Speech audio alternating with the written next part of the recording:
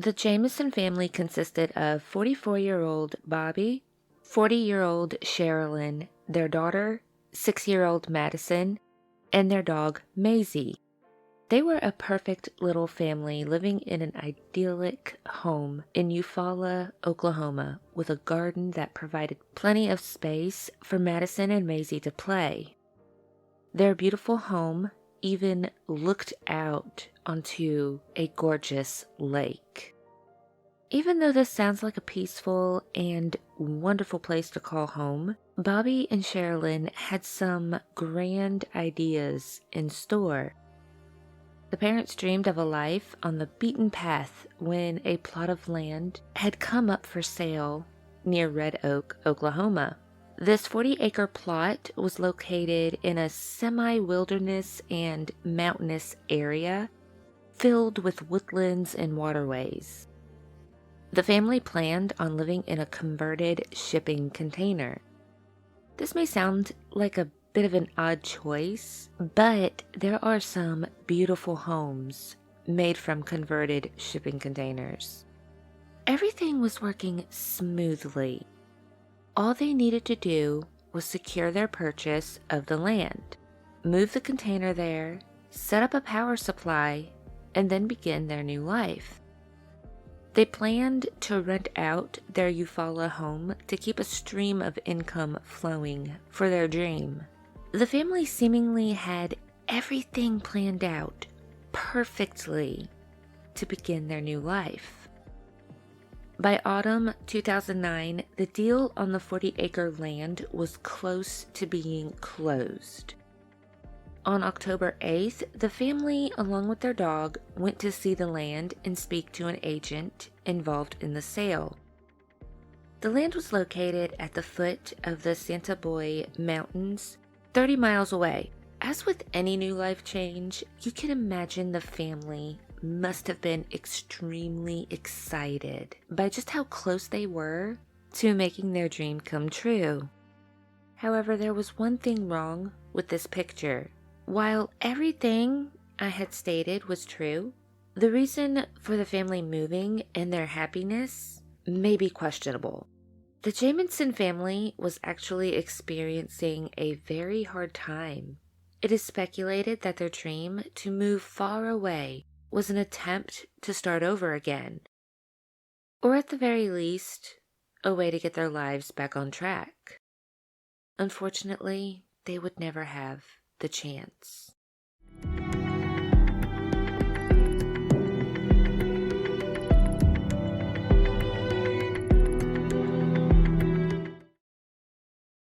Welcome to another episode of Crimson Sin with Tamsin Lee. I am your host, Tamsin Lee. Full show notes and sources can be found in the description. Most of the information I found on this case comes from a book entitled The Jamison Family by Pete Dove. During my research, I found a lot of background information on the Jamison family was missing, and finding this book helped fill in the gaps for my research. For one reason or another, the Jamison family wanted to move to the Sandboy Mountains and live in metal shipping containers. In October, they planned on visiting the property without the real estate agent attending. The family was last seen on October 9th, 2009. Some accounts state that it was a particularly warm day. However, according to weather reports I searched for, they stated the high was 54 degrees Fahrenheit with a low of 40 degrees. At this temperature, it would be a particularly chilly day that could induce hypothermia without proper clothing, or if a person should become wet. As the family was described as private, and it was not unlike them to just up and leave for a trip without any announcement, no one realized the Jamisons were missing. The family did not keep regular contact with relatives or friends, and Madison was homeschooled. So not even coworkers or classmates were there to cause alarm. It wouldn't be until over a week later on October 17th when their truck was discovered, that alarms were raised. Inside the truck was the family dog, Maisie, who was severely malnourished. Authorities were notified and an investigation was launched. Everything inside the white pickup raised eyebrows. From what was found inside the vehicle, it appeared as though the family had gone out for a short walk with every intention of returning. Everyone believes that the family intended to come back because Maisie was an important part of the family. Would they really have left the dog to die a slow and agonizing death? But even more concerning, why didn't they bring Maisie on their walk? However, the dehydrated and starving dog was not the only strange find in the vehicle. All of their coats were left behind. And Bobby and Sherilyn left their cell phones and wallets inside the truck. Also inside the cab was a portable GPS device and some maps. Because they left Maisie and their GPS and maps, it is believed they got out of their vehicle for a small stroll. Surely, if they planned on taking a hike, they would have taken these tools to prevent being lost, right? Also, if they intended to take longer than a few minutes, wouldn't they have brought Maisie? Equally strange was the discovery of $32,000 in cash left inside the truck. There was also nothing mechanically wrong with the vehicle. It had plenty of fuel, the tires were inflated and in good enough condition. So it is more than likely the Jamison family pulled over of their own accord to take a short walk in the clearing. Probably the most strangest item found after searching the Jamisons' truck was an 11-page letter, most likely written by Sherilyn.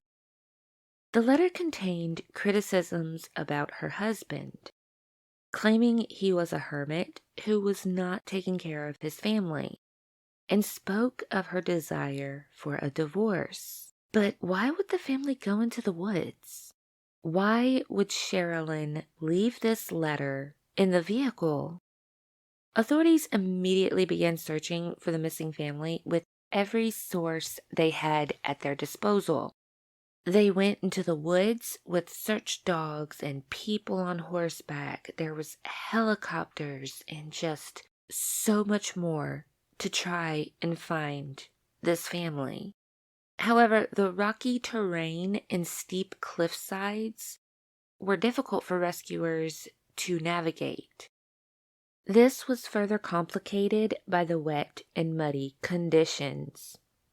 Latimer County Sheriff at the time, Israel Beauchamp, made a statement about the Jamison truck. I think they were forced to stop and got out to meet with someone they recognized. And I think they either left willingly or by force. The last few pictures taken on Bobby's cell phone were of Madison sitting in front of a rock. The pictures have become the center of debate, with some claiming Madison looked frightened or uneasy. Her arms were crossed, and while a semi-smile can be seen, many speculate that it does not appear to be a genuine smile. All too soon, their private lives and troubles would become the center of the family's disappearance and add fuel to this mystery. When the family went missing, Bobby Dale Jamison was 44 years old and Sherilyn was 40. Sherilyn already had a son named Colton from a previous relationship. Colton lived with the couple for a while before he moved in with his father a few months before their disappearance in October 2009. Bobby and Sherilyn met in 2002, and it was said to be love at first sight. Within a year, Madison was born in August 2003. But life would take an unexpected turn as matters for the couple spiraled downwards quickly. In November 2003, Sherilyn was at home taking care of 3-month-old Madison when Bobby was involved in a bad car accident. While he was driving, 2 cars slammed into his. He was hurt and would suffer from debilitating back trouble for the rest of his life. The back pain was excruciating, and he would periodically become bedridden. The family would have to rely on welfare payments, as holding a job under these circumstances is just impossible. Despite this hiccup, the couple still married in the summer of 2004 in Hot Springs, Arizona. However, the family experienced tragedy in 2007. Sherilyn was known to suffer from depression, but after her sister unexpectedly died from a bee sting, her depression worsened. Sherilyn's sister just happened to be one of those unfortunate people who reacted badly to insect stings. After being stung, her body went into anaphylactic shock, and she died. Sherilyn was left heartbroken. But the heartache wouldn't end there for the Jamisons. While Sherilyn was grieving the loss of her sister, tensions were rising in Bobby's family. His parents decided to divorce, thrusting an already broken family into even more harsh waters. The process was anything but amicable, and one in which Bobby would unfortunately be drawn into. Apparently, it was so bad that he sought a protective order against his father. In his court statement, he said, "My entire family is scared for their lives. I am in fear at all times." Why did the father and son's relationship deteriorate to such haunting depths? Money.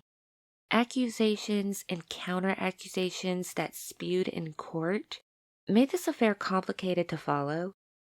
However, it is apparent that with Bobby and Sherilyn not working, money was an issue for the couple, as they were struggling to keep up on their lakeside house payments. But even with these issues the Jamisons were facing, Bobby's father, Bobby Sr., owned a gas station and was looking to sell it. The agreement was that when he sold it, Junior would receive half the money. Unfortunately, with the divorce, the plans changed. Both father and son would get into physical altercations over the matter, which allegedly culminated in the father attempting to run his son over with his car.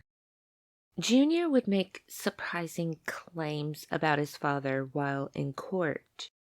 He stated that Senior was involved in the prostitution industry, was active in the drugs industry, and that his father was in with the Mexican mafia. There wasn't any direct evidence brought forward to support the son's claims. However, it is noted that Bobby and Sherilyn were not the only family members seeking protection through court orders from Bobby Sr. With all of this going on, Bobby Sr. decided to write Junior out of his will, naming Madison as his heir and ultimately going back on his word to give his son half of the money he got from the sale of his gas station. The court did grant a protective order against Bobby Sr., however, it was later withdrawn for unknown reasons. The ensuing court battle saw the profits from the gas station sale at $64,000 and ordered the sum to be split in half. Half of it went to Senior and the other half went to Junior. Is this where the $32,000 in cash came from in Bobby and Sherilyn's truck the day it was discovered? Why did they have that amount of cash on them? In 2009, Madison had an accident at school when she was hit in the face by a swing, damaging her teeth. The parents seemed to overreact over this incident as they removed their daughter from the school to homeschool her and sought to sue the school. During the same year, in July, the family would experience even more hardships. Sherilyn's son moved out after a custody hearing. He was 12, old enough to determine which parent he wanted to stay with, and he stated he wanted to live with his dad. Colton stated that his mom was very depressed and found living with her difficult. He also added that she started acting strangely more often. So Colton was moved to his father's house. But the impact of this was immense on Sherilyn. While the custody hearing was going on, Kenneth Bellows, who was a family friend, moved into their lakeside home. Because Kenneth was a handyman, he was meant to live with the family so he could help Bobby with maintenance around the home. While Kenneth was a handyman, the Jamisons soon learned that he was also a white supremacist. Sherilyn was of Native American descent, which caused friction between the two. Altercations between Sherilyn and Kenneth reached a high when she fired a gun at his feet. The man was then kicked out of their home. The stress from everything caused Sherilyn's bipolar disorder to deteriorate, and in September, she'd attempted to take her own life and would be hospitalized. Bobby and Sherilyn were a religious family, not fanatics, but regularly attended church. This is where the story takes somewhat of a controversial turn, as the Jamisons believed they were being tormented by otherworldly beings. Some may believe their claims to be true, while others may feel that their claims were just in their heads. Whatever your stance is on the topic, the Jamisons believed this to be true. Bobby went to his pastor, Gary Brandon, asking for weapons to help in a spiritual battle because his house was under attack from spirits. He confided in his pastor that these creatures could be seen frequently in the lakeside home, and described one of the spirits as having wings. Sometimes these entities appeared as a gray shadow that flowed down the stairs, while at other times they were clear. Sherilyn believed their house was under attack from these spiritual beings as well. She believed there to be 3 or 4 spirits who all had names. She claimed 2 of these beings were named Michael and Emily, who had a young daughter who would often speak with Madison. It was claimed that Madison would frequently speak with these entities. Was the house actually being inhabited by supernatural entities? Or was Madison communicating with imaginary friends? It is fair to say that maybe the 6-year-old had an imaginary friend, as she did not attend school and Colton was no longer living in the home. So I think it's fair to say that she was lonely, but you never know.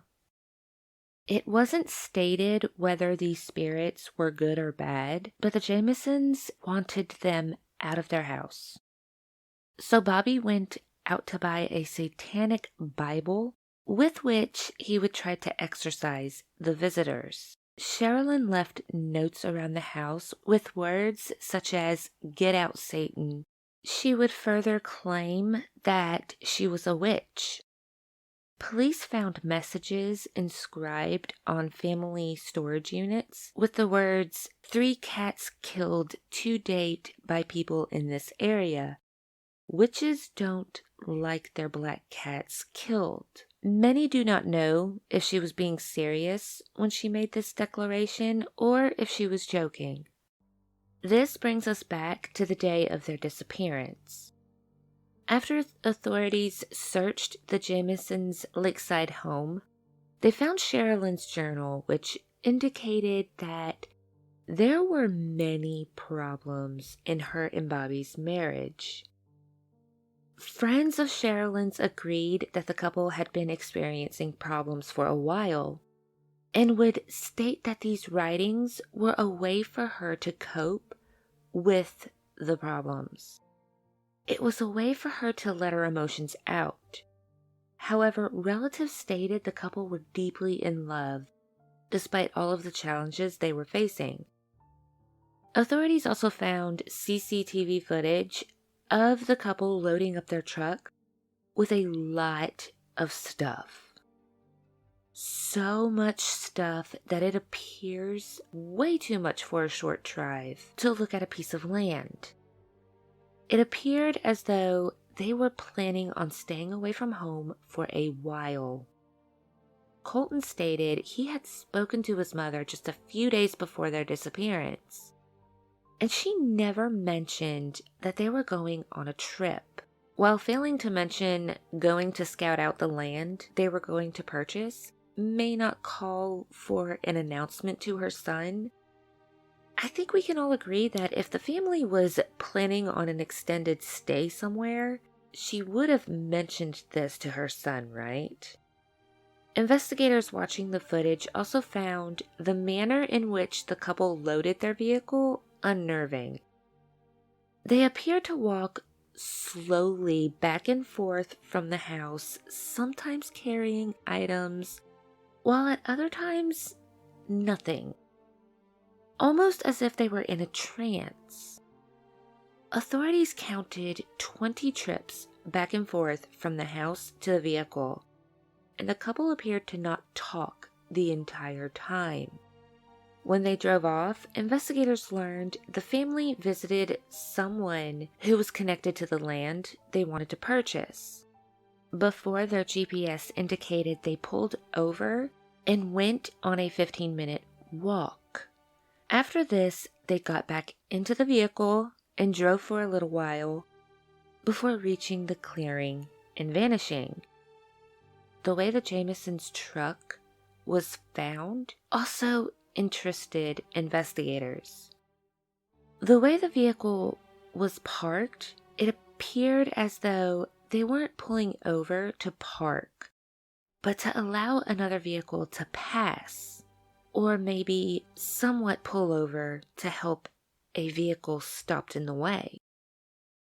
If the family did pull over to help another person experiencing car trouble, it would explain why Maisie was left in the truck. Maybe they were forced out of their vehicle by another person posing to have car issues. Or was there something more sinister going on? At first, authorities did not want help from the public to locate the family, stating they did not want more people becoming lost in the wilderness. However, it did not take long for hundreds of volunteers to join in the search. Unfortunately, they did not find any sign of the family. The Jamison family's remains would not be discovered until 2013, 4 years after their disappearance. When they discovered the bones, they immediately contacted authorities. Where the remains were found was about 2.7 miles from where the family's vehicle had been abandoned. The bodies were said to have been found lying side by side, face down in the dirt. A very odd position for bodies to be found, raising many suspicions that they were intentionally left that way, as it is reminiscent of an execution-style murder. It took the medical examiner until July 2014 to formally confirm that the bodies found on the mountain were the Jamison family. However, the cause of death is undetermined due to the advanced stages of decomposition. When the medical examiner released the autopsy results, it stated there was no evidence of trauma and the cause of death was unknown. It also stated that the remains were incomplete due to weather and the pillaging of animals after death. So, what happened to the family? There are many theories going around as to what could have happened. One theory is that the family fell victim to a cult. This theory came about by the way the couple slowly moved in the CCTV footage at their home. Many spectators stated seeing an unknown person present during the recording. Sherilyn's mother, Connie Cookington, told authorities that she believed a religious cult could have murdered the family. She stated, "Just like I've said from the very beginning, I think somebody killed them. There's just no way that Bobby and Sherilyn would ever let anything happen to Madison unless something had been done to them." Connie further claimed the Jamison family was on an Oklahoma cult hit list. The cult theory goes hand in hand with their spiritual warfare, where the family believed entities possessed their lakeside home. The spiritual warfare and witchcraft allegations appear to further speculation about the couple's strange behavior in the security footage. Another theory is that their former boarder, Kenneth Bellows, killed the family. As stated earlier, Kenneth was a white supremacist who lived with the Jamison family for a while. With his views, he made racial slurs against Sherilyn, but the altercation where Sherilyn fired her gun at his feet is not the only thing tying this theory together, as authorities found a pill bottle with his name on it in the Jamisons' truck. However, authorities cleared the man of the Jamisons' deaths. The next theory is that the family went into witness protection. Theorists suggest that federal officials brought the Jamison family into the witness protection program because they could have been informants for a government case against local meth dealers. To support their claim, they used Bobby's statements about his father being in the drug trade and how he and his family were severely scared for their lives at all times. This theory also gained traction because there was no sign of a struggle around the Jamisons' truck, leaving many to believe that the family willingly left with an unknown party such as federal marshals. Speaking of Bobby's father, another theory about the family's demise is that Bobby Sr. made good on his threats. According to court documents, in the petition, Bobby alleged that his father threatened to kill him on multiple occasions. Along with this allegation, he stated his father was involved with prostitutes, gangs, and meth. In the petition, Junior did not go into detail about how his father made these threats, but wrote that Senior was a very dangerous man who thinks he is above the law. Sherilyn's mother supported Bobby's accusations, claiming that Bobby Sr. had a temper and had money. She also repeated the rumors of Senior's connections to the Mexican mafia. It was reported that Bobby Jr. installed security cameras at his home due to the threats of his father. However, authorities cleared Bobby Sr. from having any involvement in the family's disappearance and killing, as he was in a nursing home at the time. He also died shortly after the family's disappearance.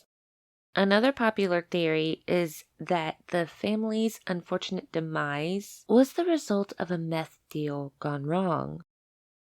At the time of the discovery of the Jamisons' truck, authorities found $32,000 stored away in the toolbox.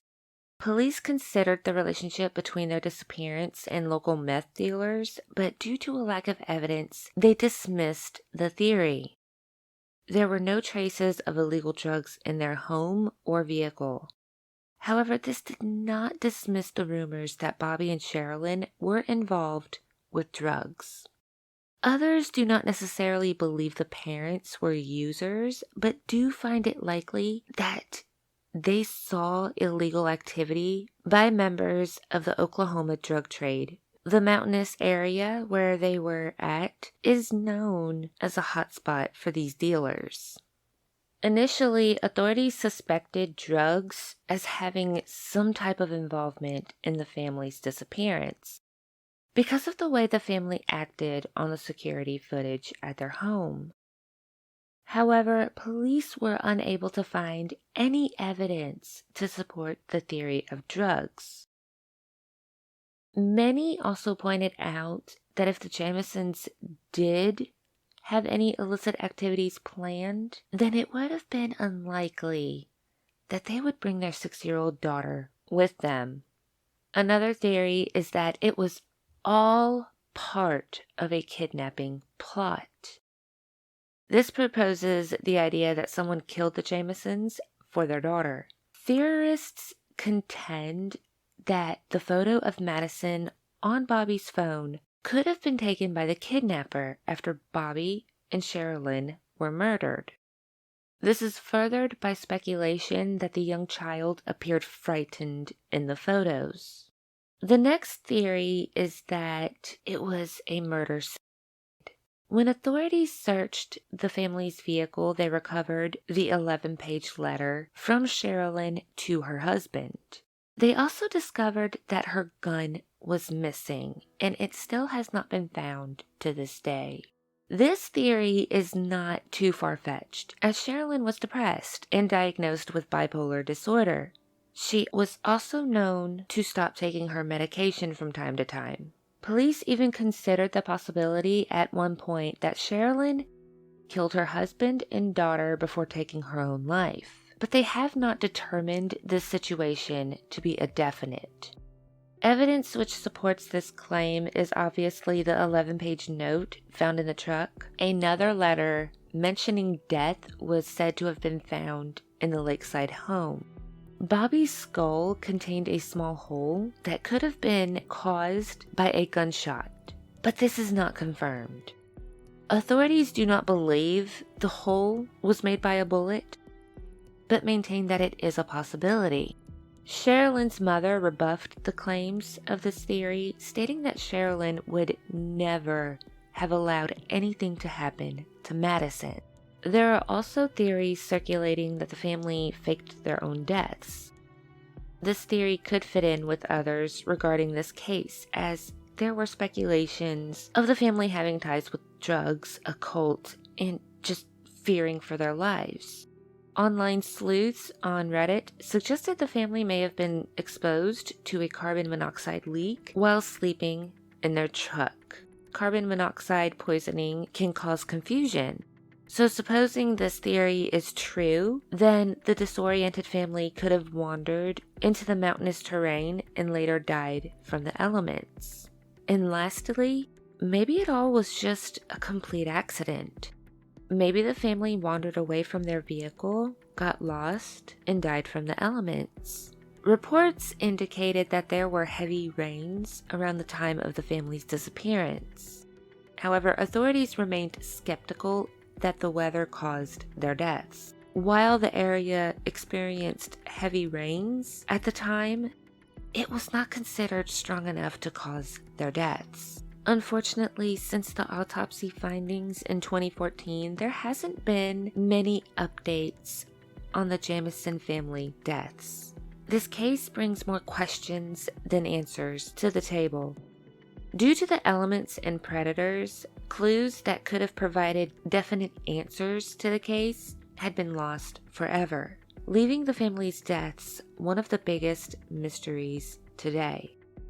So what did you think of today's case? Do you agree with any of the theories mentioned, or do you have your own theory of what happened to the family? Let me know your thoughts in the comments. Don't forget to like and follow to stay up to date with the newest episodes. Thank you for listening and your support. Stay safe, and I will see you for the next episode. Bye.